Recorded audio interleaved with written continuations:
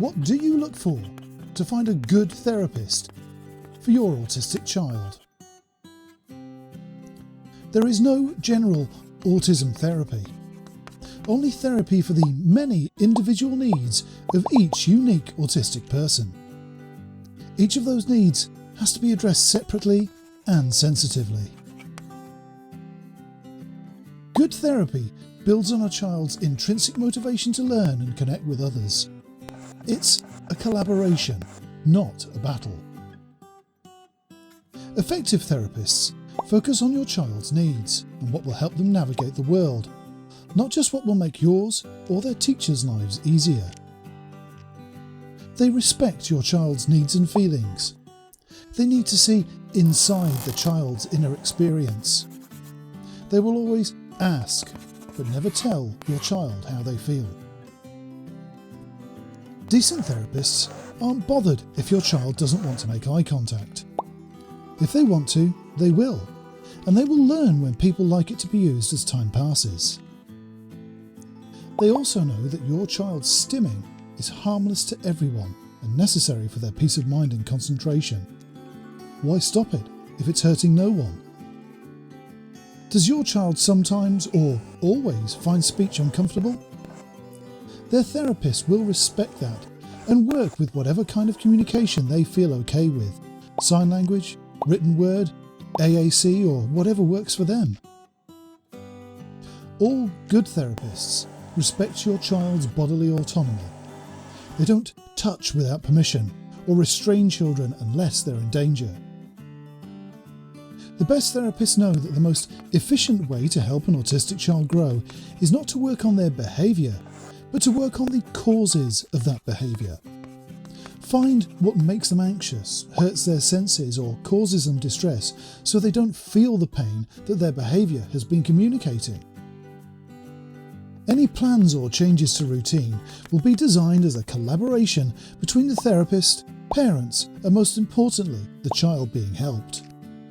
Therapy is about facilitating, not forcing change. Sensory differences are a key aspect of the lives of most autistic people, so the therapist will be learning about the sensory world of your child from day one. They'll remove painful stimuli and help them understand how to cope with them when they can't be avoided.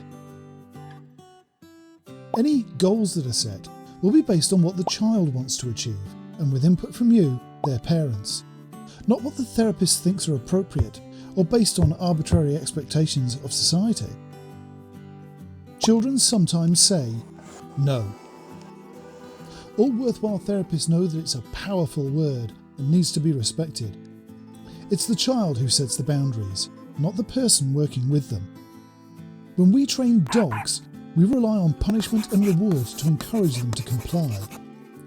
That's not the way we help a thinking, feeling, reasoning human child to learn. It takes more effort to help a child understand the value of working on something, but it's the only way to respect their dignity. Most autistic people have consuming passions, special interests as they're sometimes called. They'll be encouraged and listened to when they talk about their interests, because depriving access to these or refusing to engage with them is a form of punishment. That's dog training again. There will be times when your child gets distressed in their sessions. The best therapists don't fight it. They know that it's a valid expression of real feelings. They won't push your child to stop or get over it. They'll help them to feel safe. They are kind, tolerant, and they trust the child they're helping.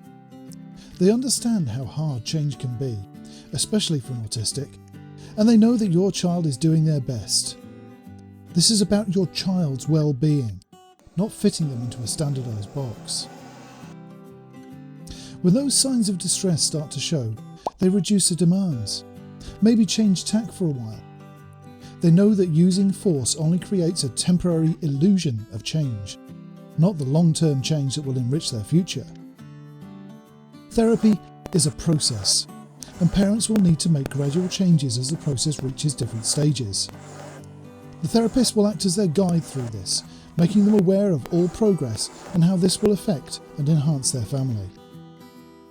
Autistic people spend most of their lives around people who are not autistic. Part of the aim of good therapy will be to help your child learn how to understand how non-autistic people are different to them and to understand them better. A child that knows this will be better equipped to teach those not on the spectrum how best to interact with them in the future. No therapist needs to scold or be frosty to the child in their care. They will be warm, kind and inclusive. It's the best way to achieve a rapport with your child and help them to grow. They will make progress because they feel part of the process and wish to please, not because they are afraid of the consequences. Your child's self-esteem is the key to their growth. Sometimes it's not the experience that is negative, but the way we interpret or react to it. Helping someone reframe that experience and understand they are not the problem themselves will help them retain their dignity and not resent their differences.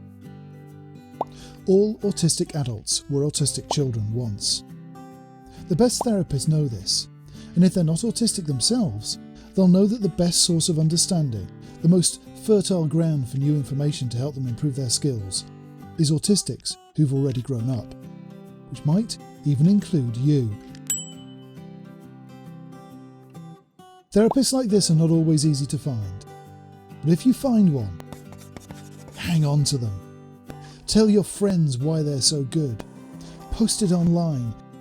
Even shout it from the rooftops. And watch as your child grows and learns to thrive.